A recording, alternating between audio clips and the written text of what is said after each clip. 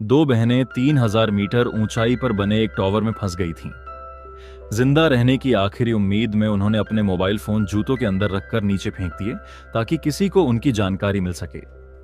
उन्हें विश्वास था कि जैसे ही फोन जमीन पर पहुंचेगा बचाव दल आ जाएगा, लेकिन घंटों बीत गए और कोई मदद नहीं पहुंची। 10 घंटे बाद भूख और प्यास ने उन्हें पूरी तरह कमजोर कर दिया। तभी उन्हें नीचे गिरा हुआ अपना बैकपैक याद आया जिसमें खाना और पानी रखा था। वही अब उनकी जान बचाने की एकमात्र उम्मीद था। लेकिन समस्या यह थी कि उनकी सेफ्टी रोप बैकपैक तक नहीं पहुंच रही थी। तब छोटी बहन ने एक बड़ा जोखिम उठाने का फैसला किया। उसने रस्सी को अपने कंधों पर बांधा और धीरे धीरे नीचे उतरने लगी। हर कदम पर मौत उसका इंतजार कर रही। एक बार उसका संतुलन भी बिगड़ गया, लेकिन वर्षों के क्लाइंबिंग अनुभव ने उसे संभाल लिया। काफी मुश्किलों के बाद वह बैकपैक के करीब पहुंची, लेकिन फिर भी वह उससे दूर था। उसने हिम्मत करके अपनी सेफ्टी रोप खोल दी और पूरे जोर से छलांग लगाकर सिग्नल ट्रांसमीटर पर जा गिरी।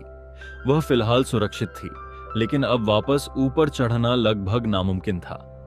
उसने बैकपैक से सेल्फी स्टिक निकाली और उसकी मदद से बैकपैक को ऊपर लटक रही रस्सी में फंसाने की कोशिश की।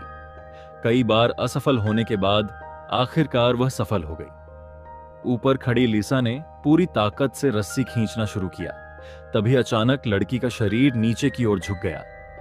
वह गिरने ही वाली थी, लेकिन आखिरी पल में उसने बैकपैक पकड़ लिया। बहुत मेहनत के बाद लिसा उसे वापस ऊपर ले आई, लेकिन जब लिसा ने उसकी ओर देखा तो उसके चेहरे पर खून फैला हुआ था। तभी सच्चाई सामने आई। यह सब लिसा की कल्पना थी। असल में उसकी बहन कुछ देर पहले ही नीचे गिरकर मर चुकी थी। अकेले रह जाने के बाद लिसा पूरी तरह टूट गई और उसे लगा कि अब उसकी भी मौत तय है।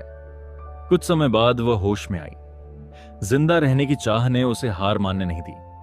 उसने अपनी बहन का शव नीचे से उठाया और मजबूरी में उसका मांस खाकर अपनी जान बचाई। थोड़ी ताकत वापस आने के बाद उसने रस्सी को फिर से बांधा और नीचे उतर गई।